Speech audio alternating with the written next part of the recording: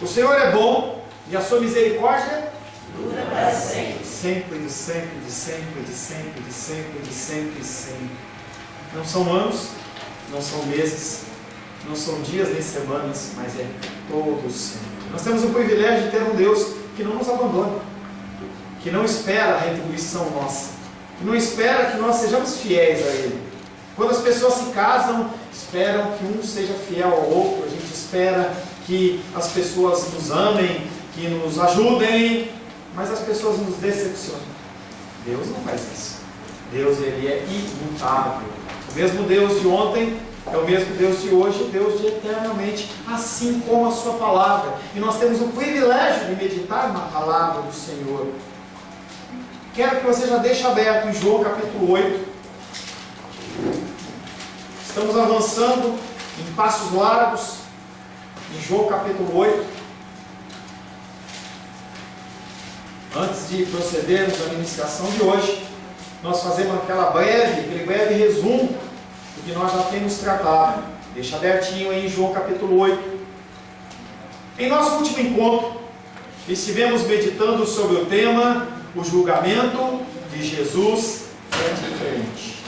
Não é um julgamento como eu faço, não é um julgamento como você faz, não é um julgamento como as autoridades fazem, mas o julgamento de Jesus Cristo, ele é diferente. Enquanto eu meditava nesse resumo, eu lembrava da cena de um tribunal. Há muitas cenas de tribunal, seja nos jornais, seja nos filmes. A cena de um tribunal, ela é marcante. De um lado nós vemos um promotor morrendo de vontade de fazer com que aquele réu seja punido com a pena máxima, sem misericórdia, sem amor. O objetivo dele é única e exclusivamente condenar aquele réu.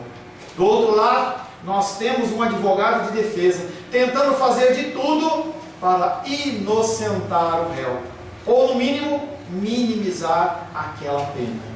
O versículo da semana passada foi João capítulo 8, verso 15 e 16, que diz: vós julgais conforme a carne, Jesus Cristo dizendo para os fariseus, dizendo para os religiosos: vós julgais conforme a carne, mas eu a ninguém julgo. E se julgasse, meu julgamento seria verdadeiro, porque eu não julgo sozinho, mas comigo está o Pai que me enviou. Jesus em carne, conforme nós falamos na semana passada, ele não veio para julgar.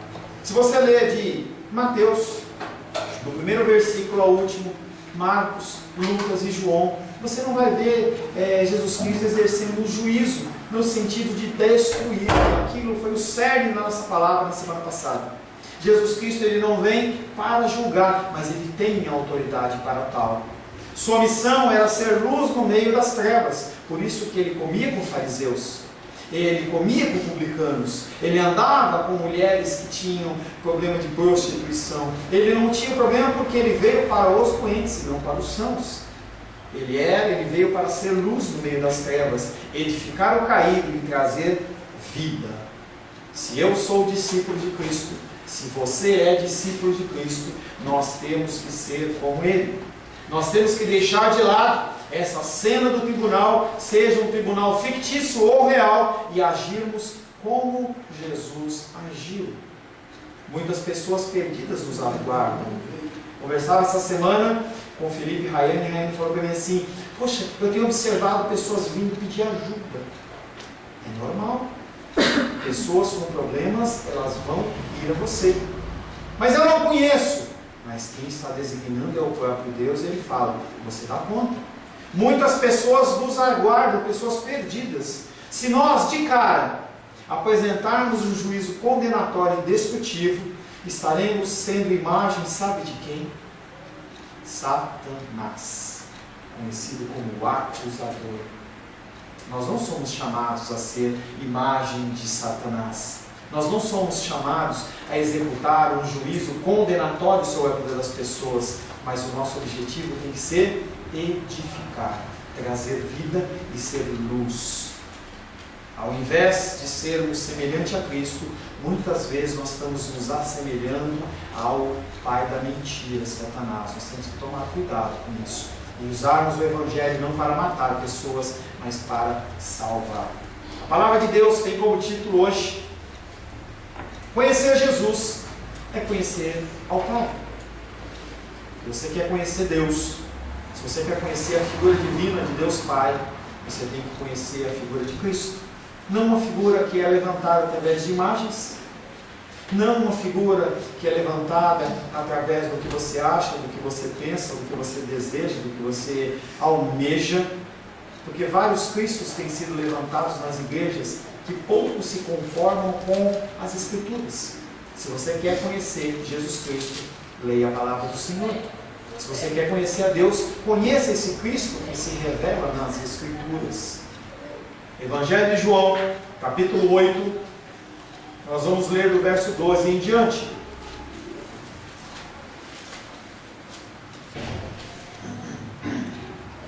Evangelho de João, capítulo 8, versos 12 em diante. Assim diz a palavra de Deus. De novo lhes falava Jesus dizendo: eu sou a luz do mundo. Quem me segue não andará nas trevas, pelo contrário, terá a luz da vida. Então lhe objetaram os fariseus: tu dás testemunho de ti mesmo, logo o teu testemunho não é verdadeiro. Respondeu Jesus e disse-lhes: posto que eu testifico de mim mesmo, o meu testemunho ele é verdadeiro, porque eu sei de onde vim e para onde vou.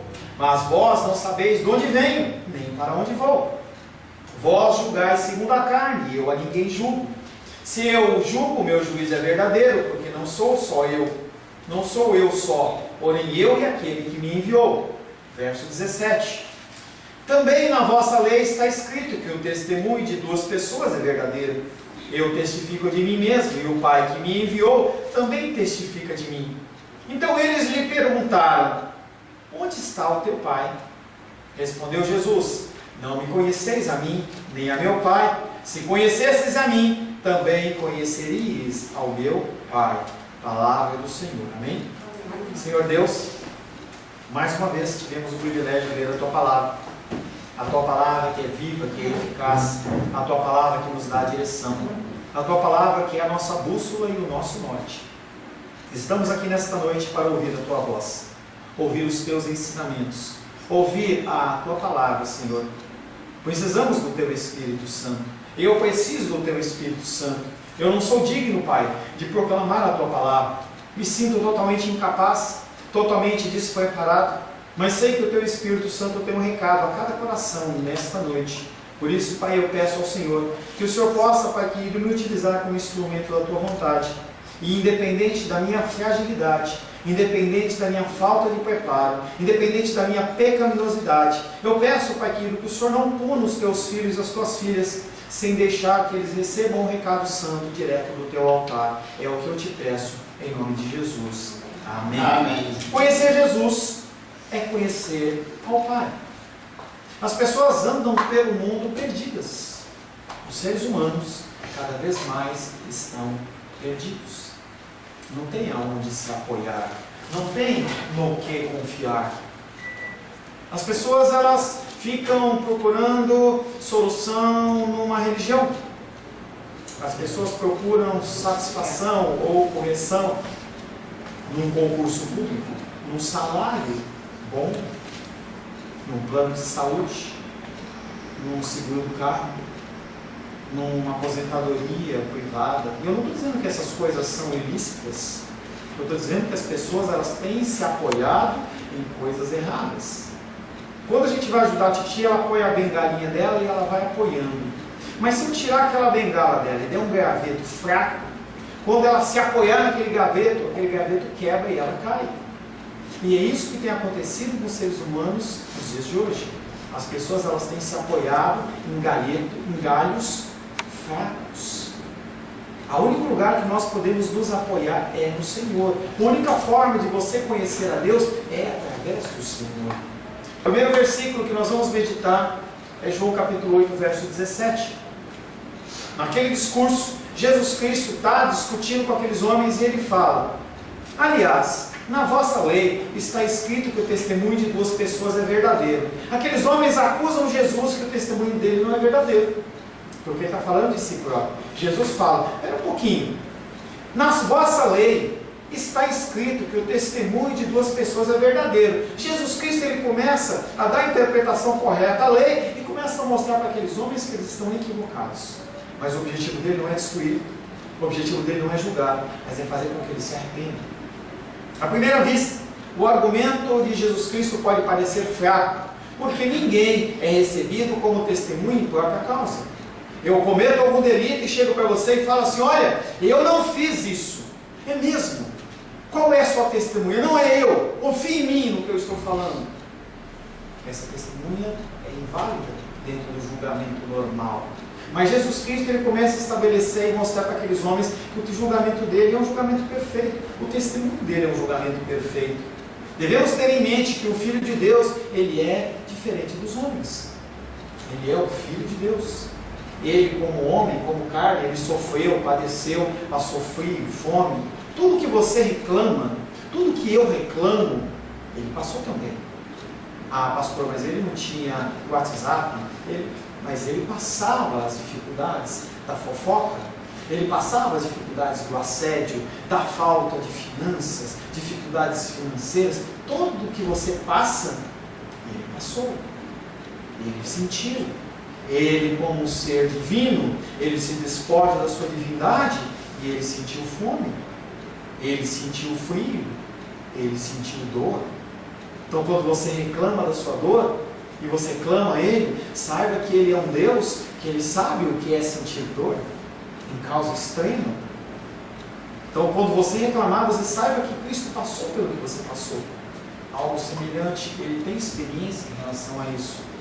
Jesus, então, começa a se distanciar novamente das instituições judaicas. E quando você lê a palavra, você tem que olhar com muito cuidado. Por isso que quando você for ler a palavra de Deus, não se preocupe em ler 5, 10, 20 capítulos, um livro inteiro. Não se preocupe com isso. Se preocupe em escolher e ver o que está escrito nas palavras. Aliás, na vossa lei. Ele não fala, aliás, na nossa lei. Ele fala na vossa lei.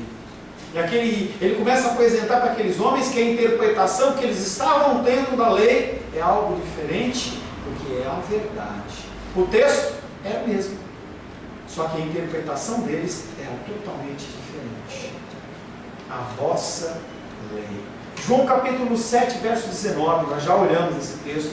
Não vos deu Moisés a lei, contudo ninguém dentre vós a observa. Por que procurais matar-me? Quando nós meditamos em João capítulo 7, verso 19, era uma situação semelhante a essa, em que eles estavam julgando Jesus Cristo de uma forma humana e literal. E Jesus Cristo já tinha falado para eles: por que vocês estão agindo desta maneira, se vocês estão dizendo que vocês são filhos de Moisés, que vocês seguem a lei? Não vos deu Moisés a lei? Por que vocês não seguem? Contudo, ninguém dentre vós a observa, ninguém dentre vós coloca em prática, ninguém dentre vós quer usar a palavra de uma maneira correta. A lei que eles dizem zelar é desconhecida para eles.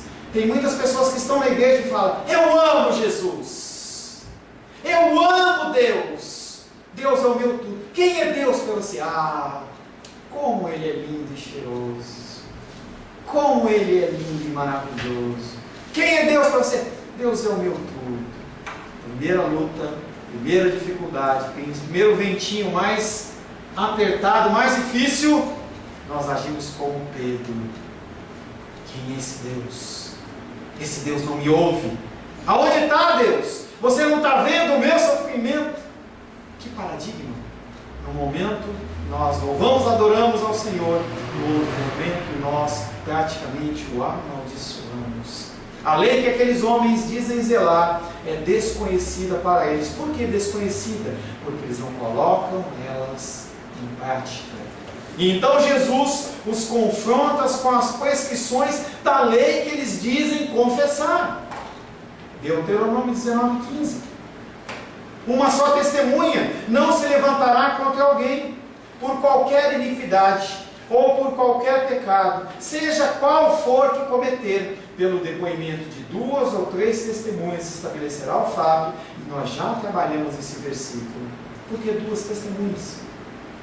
Porque só uma não basta. Se alguém fala mal do Paulo, tem que ter uma testemunha que ele fez, agiu errado. Se alguém falar que o ferido fez algo errado, tem que haver mais que uma testemunha. E se for um sacerdote? E se for um presbítero? E se for uma pessoa de autoridade eclesiástica? Não só 2, mas 3. Mas por que esse privilégio? Não sei, pergunta para Deus. Deus, ele fala, se você quer levantar uma acusação contra um presbítero, contra um pastor, tenha pelo menos 3 testemunhas. Pessoas que possam corroborar aquilo que você está falando. Que vão falar assim, não, realmente ele falou aquilo e o significado foi esse. Eu concordo. Jesus Cristo apresenta para eles e eles continuam não entendendo. Se o Pai, que é o autor da lei, os acusa juntamente com Jesus, a partir da lei que eles mesmos professam, eles têm que reconhecer que a sua sentença ela é justa e ela é válida. Quando nós somos julgados em alguma causa penal, civil, dentro do nosso tribunal humano, você pode discordar daquilo que está julgando. Primariamente, porque ele não conhece todos os fatos. Não há um ser humano na Terra que pode julgar de uma maneira 100% correta, porque não conhece 100% dos fatos. O único capaz de fazer isso chama-se Jesus Cristo. Nosso julgamento é perfeito, por isso nós temos que fazê-lo de uma forma com muita sabedoria, com muito cuidado. Antes de apontarmos o dedo para alguém, nós temos que tomar muito cuidado. Temos que levantar os fatos, para que então nós possamos executar esse julgamento, mas nunca condenatório, sempre com o objetivo de reerguer. Serginho pisa na bola, eu chamo a atenção dele e falo, Serginho, você vai passar um tempo sentado sem ministrar o louvor. Ele só não tocou hoje porque não deu tempo. Eu passei as músicas para ele às 15:45. Eu fiquei sabendo que o João não vinha às 5:40. Então não deu tempo dele pegar o louvor. Mas eu coloco ele de disciplina e ele não vai mais tocar por um tempo. O meu objetivo é cuidar dele. Qual é o problema que levou a ele a essa disciplina? E eu vou ajudá-lo a sanar esse problema. Não é simplesmente para expor o pecado dele. Não é simplesmente para falar assim, olha, se você pecar, o que acontece com você? Você vai ser escarnecido. Você não pode tomar santa ceia, vai levar o pecador, ou miserável. Não é esse o objetivo. Não era assim que Jesus agia. Não era assim. Jesus insiste continuamente na origem de sua missão e atividade, pois não estão dispostos a reconhecer na sua obra libertadora como uma obra de Deus. Eles não queriam aceitar Jesus Cristo como enviado de Deus. Por quê? Por que é que eles não queriam? A vontade de Jesus não é de Jesus. A missão de Jesus não é de Jesus. Toda ela parte de Deus Pai como um soberano. Nós já meditamos em João capítulo 5, verso 38. Também não tendes a sua palavra permanente em vós, porque não credes naquele a quem ele enviou. Jesus Cristo foi enviado com a missão através do Pai. E em João capítulo 5, verso 38, a mesma mensagem de João 7,19 que nós lemos, a mesma mensagem de João 8,17, Jesus Cristo continua batendo na tecla. Vocês não entendem a palavra, vocês não conhecem a Deus, porque vocês não reconhecem a figura de Deus e a sua ação na terra através da sua palavra. Rejeitar Jesus é rejeitar o Pai. Conhecer Jesus é conhecer o Pai. Então está tudo bem, pastor Paulo, porque eu amo Jesus. Ama Jesus? O que é amar uma pessoa? O que é amar um ser? Se para você amar é desprezar, está fora do dicionário. Se para você amar é você não ter nenhum tipo de contato, alguma coisa é estranha. Se para você amar é não respeitar, é não honrar, algo está estranho. Porque para que você diga, eu amo Jesus, eu amo Deus, você tem que guardar os seus ensinamentos e os colocar em prática. Ponto. Tem uma frase que eu uso em aconselhamento bíblico que algumas pessoas ficam chocadas. Uma das pessoas que ficou mais chocadas foi o papai de Felipe, quando eu estava ministrando ele. Eu falei assim: repita comigo. Eu acho que eu já fiz com a Gabi e com a Gina. Repita comigo. Eu odeio a Deus. A pessoa treme. Parece que quando você profere uma palavra dessa, parece que você está levantando uma blasfêmia. Não, mas é a expressão do nosso coração. Porque Ele estabelece que, para que você diga que o ame, você tem que guardar os seus mandamentos e colocar em prática. Ponto. Pode ser que você, como ser humano, tenha outros padrões de amor. Ah, se aquele pessoa me der um presente uma vez por ano, aí ela me ama. Para Deus não é este o padrão. Rejeitar a Jesus é rejeitar o Pai. Conhecer a Jesus é conhecer o Pai. Ezequiel capítulo 20, verso 8 diz: mas rebelaram-se contra mim e não me quiseram ouvir. Qual é o motivo da rebelião? Não me quiseram ouvir. Ninguém lançava de si as abominações de que se agradavam os seus olhos, nem abandonava os ídolos do Egito. Então disse eu que derramaria sobre eles o meu furor, para cumprir a minha ira contra eles no meio da terra do Egito. Pastor, eu não me ajoelho perante imagens. E a imagem está dentro do seu coração. E o ídolo está dentro do seu coração e do meu coração. Nós não temos estátuas de escultura, mas nós temos no nosso coração ídolos muito maiores e muito mais poderosos do que nós imaginamos. Esses deuses que eles adoravam, nós adoramos outros, mas nós adoramos deuses nos nossos corações. E quando nós decidimos pela nossa vontade, nós dizemos para Deus: Deus, eu prefiro eu a você. Ezequiel capítulo 3, verso 7. Mas a casa de Israel não te dará ouvidos, porque não quer dar ouvidos a mim, pois toda a casa de Israel é de fronte, obstinada e dura de coração. Pastor Paulo está falando de Israel? Não, está falando de Paulo. Vamos falar o nome de todo mundo, né? Paulo, Rayane, Felipe, Rosângela, Luísa, Naldinha, Cláudio, está falando de nós. Ele fala para mim, fala para você, e nós temos o nosso coração duro.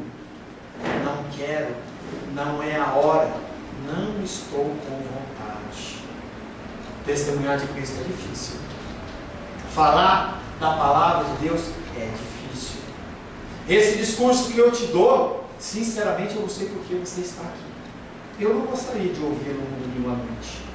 Eu gostaria de ouvir que eu sou vitorioso, que eu sou uma pessoa que vou renascer como a águia, vou voar em altas alturas, mas não é a realidade.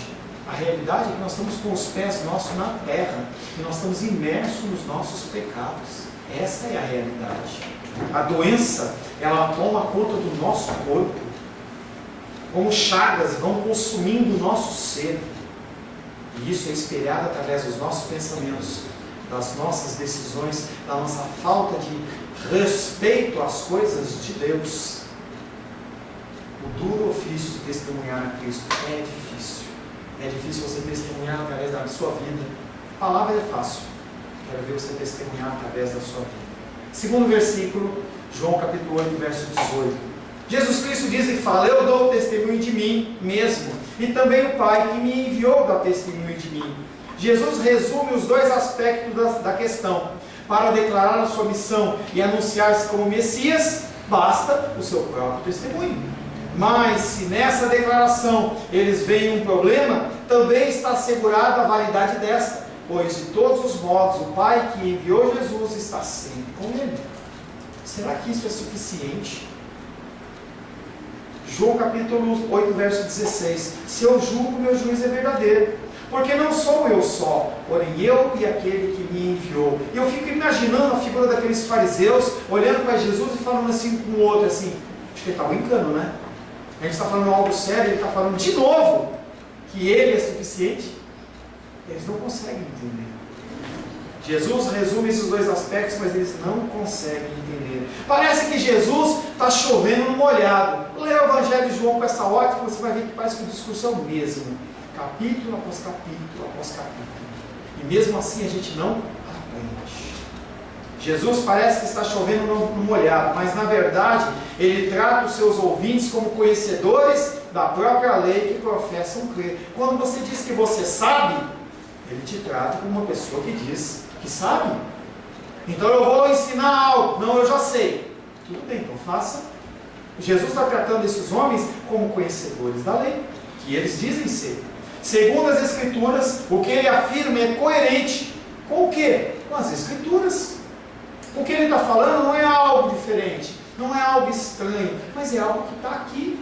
Cada texto que nós lemos, apesar de estar nos Evangelhos, eles são respaldados por todo o Antigo Testamento, respaldados por Deuteronômio, respaldados por Êxodo, por Levítico, por Números, por Isaías, pelos profetas maiores e menores. Os textos estão lá.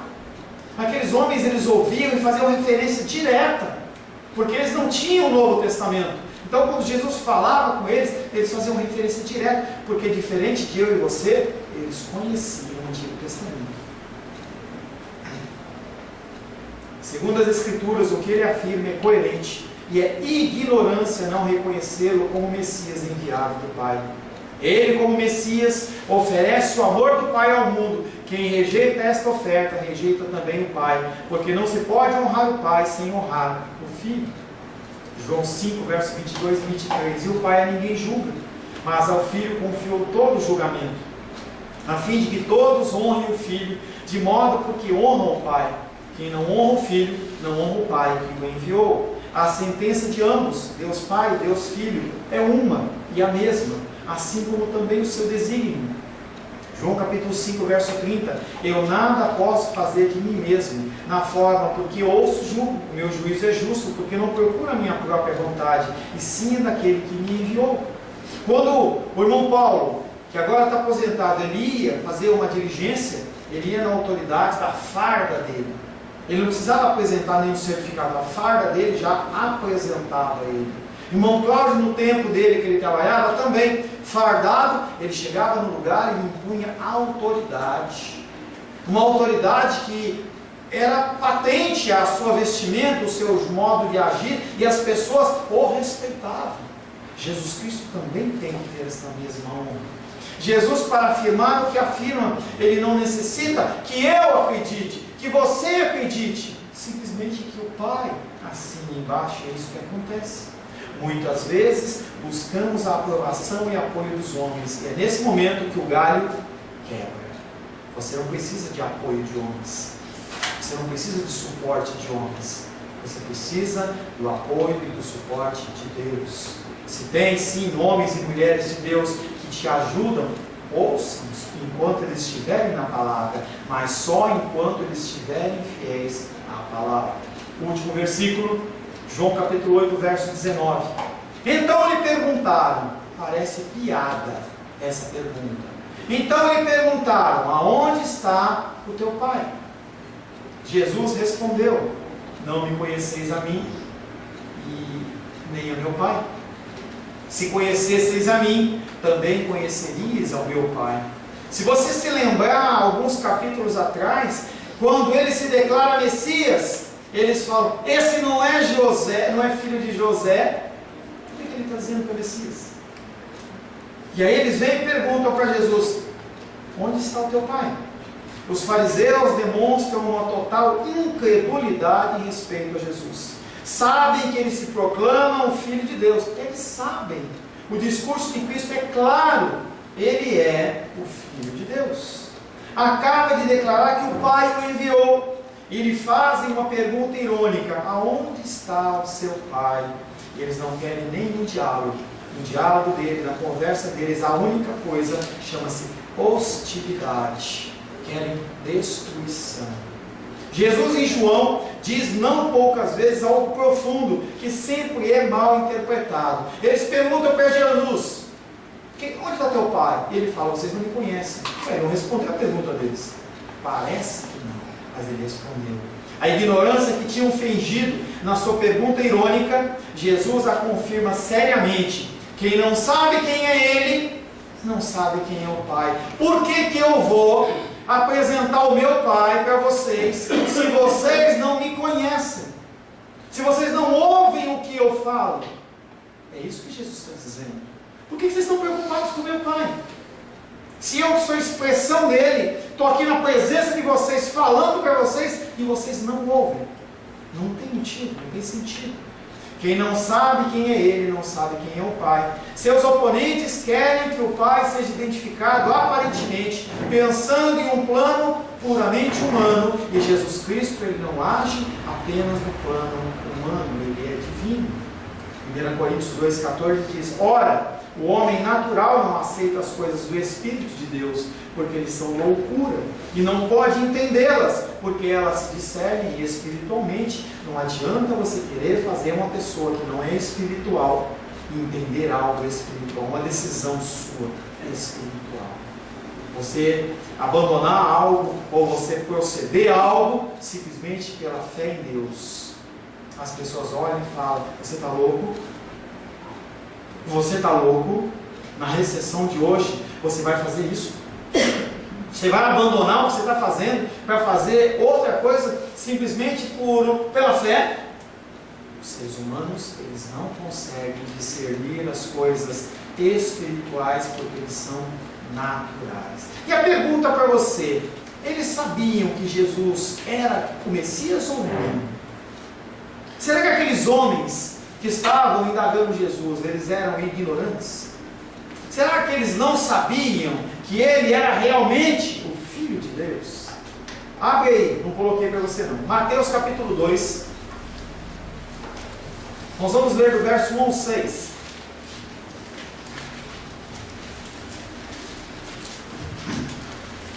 Mateus capítulo 2, verso 1 ao 6.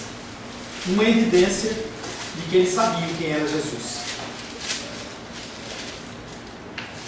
Mateus capítulo 2, versos 1 ao 6. Assim diz a palavra de Deus: tendo Jesus nascido em Belém da Judéia, em dias do rei Herodes, eis que vieram os magos do Oriente a Jerusalém, e perguntavam: onde está o recém-nascido rei dos judeus? Eles estão perguntando de quem? De Jesus. Porque vimos a sua estrela no Oriente e viemos para adorá-lo.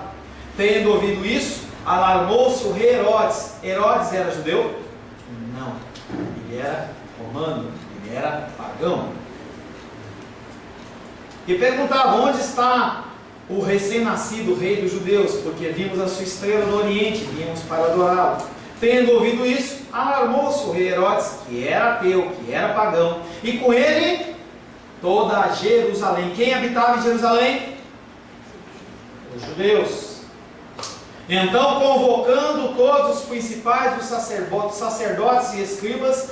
Quem eram os sacerdotes e escribas? Eram as mesmas pessoas que estavam questionando a respeito da messianidade ou não de Cristo. As mesmas pessoas. Intervalo de 30 anos, alguns devem ter morrido, mas uma grande maioria estava ali, e esse não foi um anúncio que ficou de qualquer maneira, ficou gravado no coração deles. E então, convocando todos os principais sacerdotes e escribas do povo, indagava deles onde o Cristo, o Messias, aonde Jesus deveria nascer. E eles respondem: em Belém da Judéia, porque assim está escrito por intermédio do profeta: e tu, Belém, terra de Judá, não és de modo algum a menor entre os principais de Judá, porque de ti sairá o guia que há de apacentar o meu povo de Israel. A resposta para a minha pergunta é: sim, eles sabiam quem era Jesus. Eles sabiam que ele era o Messias. Não era o Messias que eles queriam, era o Messias prometido pela palavra de Deus. E olha que a incapacidade deles de reconhecer Jesus é que isso testifica que eles realmente não conheciam o próprio Deus. Conheciam o Antigo Testamento de cabo a rabo. Se você chegasse para ele e falasse assim: fala para mim Levítico capítulo 2, verso 5, eles pá! Se falasse, fala para mim Números capítulo 4, verso 2, eles pá! Sabiam de cor, mas não conheciam verdadeiramente o Deus das Escrituras. João capítulo 1, verso 18 diz: ninguém jamais viu a Deus, o Deus unigênito que está no seio do Pai, é quem o revelou. E como aqueles homens poderiam conhecer a Deus? Eles ainda estavam julgando segundo padrões humanos. Os que se gabam, os que se ensoberbecem da sua fidelidade a Deus pela observância de preceitos religiosos e ordenanças, não o conhecem. servir a Deus, conhecer a Deus, é muito mais do que você vir à igreja, ter uma roupinha bonitinha, ficar cheirosinho, levantar as mãos aos céus ou você chorar. É vida prática de santidade. Isso é conhecer a Deus. Esta é a razão que, porque muitos hoje, na atualidade, desprezam a Cristo, o fazendo por uma análise literal da palavra e não segundo a ótica do Espírito Santo.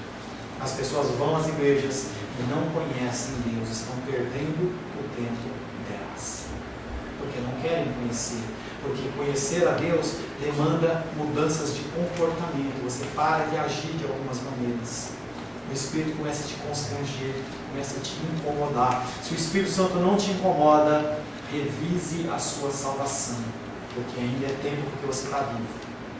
Se você não se sente incomodado quando você lê ou quando você ouve a palavra de Deus, o errado não é o pastor, não é a palavra, o errado é você. O errado sou eu, como ouvinte, como leitor. A palavra de Deus ela é clara e nos traz ensinamentos. Se você diz crer, se você diz amar, adorar, coloque em prática a palavra. Só que nós temos que ter um cuidado. Lucas capítulo 6, verso 42, para a gente finalizar. Como poderás dizer a teu irmão, deixa, irmão, que eu tire o argueiro? Argueiro é um cisco, argueiro do teu olho. Não vendo tu mesmo a trave que está no teu? Hipócrita. Tira primeiro a trave do teu olho, então verás claramente para tirar o cisco que está no olho do teu irmão. O cuidado que você tem que ter é, analisa primeiro a sua vida. Sim, ajude o irmão próximo. Se você vê alguém agindo de uma maneira errada, interceda, exorte, chame a atenção, ajude a crescer. Mas não deixe de analisar a sua vida. A palavra de Deus diz que aquele que ganhou o mundo inteiro e perdeu a sua alma é um tolo. Tolo. Quantas pessoas tolas? Tenhamos consciência de que a mesma coisa é expressa a respeito de mim e de você. Pois quem aspira a conhecer a Deus e não tiver como ponto de partida Jesus Cristo, vai ficar andando perdido no meio de labirintos sem saída. Eu lembro que quando lá em São Paulo eu ia naqueles parques de diversão, tinha aqueles negócios de vidro, e você vai andando e quando você menos espera, tum, bate a testa. Quem já entrou naquilo bateu a testa, enfiou a cara lá. Se você não tem Cristo e você está procurando a Deus, você vai bater a cara no vidro, não uma nem duas vezes, mas a vida inteira. Ao contrário, todos quantos se humilham diante do Senhor Jesus Cristo, penetram acima de todas as nuvens, inclusive nos mistérios que os anjos contemplam e adoram. A esperança é o Espírito Santo habita em você. Não é algo que você precisa fazer, não é algo que você precisa comprar, não tem moeda para comprar. Ele habita dentro do seu coração. Talvez você não consiga ver, você abre a blusa, olha, você não consegue, mas ele está aí dentro. Se você é um servo, se você é uma serva de Deus, mesmo que se encontre afastadinho, não tão próximo a esse Deus, ele continua dentro do nosso coração, porque ele é fiel.